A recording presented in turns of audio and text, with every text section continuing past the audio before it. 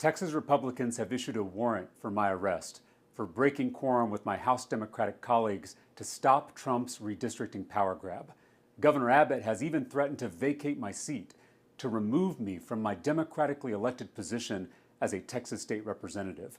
Yesterday, Trump asked his FBI director, Kash Patel, to send in federal agents to come find us. And Ken Paxton put up a tweet asking his followers to, quote, hunt us down. My colleagues and I are here in Illinois at what we thought was a safe location, but this morning a bomb threat was called into our hotel. My colleagues and I are safe, and we have one message: we will not be deterred.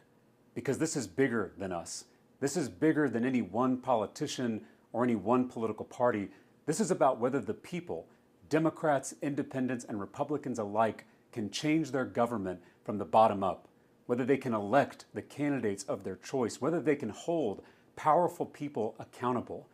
Let me explain. Usually state legislators adjust district boundaries at the beginning of every decade to account for population changes after a new census. That's called redistricting. And my Texas Republican colleagues already did that in 2021.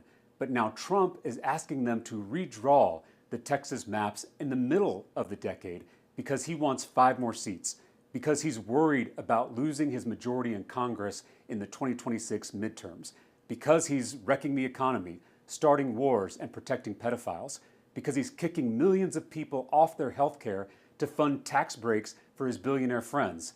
So he's trying to shield himself from the voters. He's trying to shield himself from accountability. But to pass these new maps, a certain number of legislators have to be on the floor of the Texas House to conduct business. That's called a quorum. My Democratic colleagues and I are not going to give them one. By attempting to redistrict in the middle of the decade, Republicans are cheating. It's like 2 football teams coming out of the locker room at halftime, and the team that's ahead says they want to change the rules in the second half to win the game. It's cheating, plain and simple. And if they're going to cheat, we're not going to play. We may not be in Texas, but we are fighting for our constituents. We are fighting for free and fair elections in every community. Because when politicians draw their own lines, when they draw our districts into these crazy shapes, when they crack and pack communities of color, it's called gerrymandering. It's basically politicians manufacturing the outcome they want. It's politicians insulating themselves from the will of the public. Politicians shouldn't choose their voters. Voters should choose their politicians. Both political parties gerrymander, Democrats in blue states, Republicans in red states, but not this brazenly, not this discriminatory, and not in the middle of the decade in an effort to rig the upcoming election at the direct request of the President of the United States. This is not an issue of party, it's an issue of power. People in power want to stay in power, and that's what the Republican Party is doing right now. And they are led by a president who has shown a complete disdain for the peaceful transfer of power. The future of our republic is on the line. Greg Abbott claims that we've abandoned our responsibilities, but we're doing exactly what we were elected to do. I didn't swear an oath to Donald Trump. I swore an oath to the Constitution. So we'll stay out of Texas until this corrupt special session ends.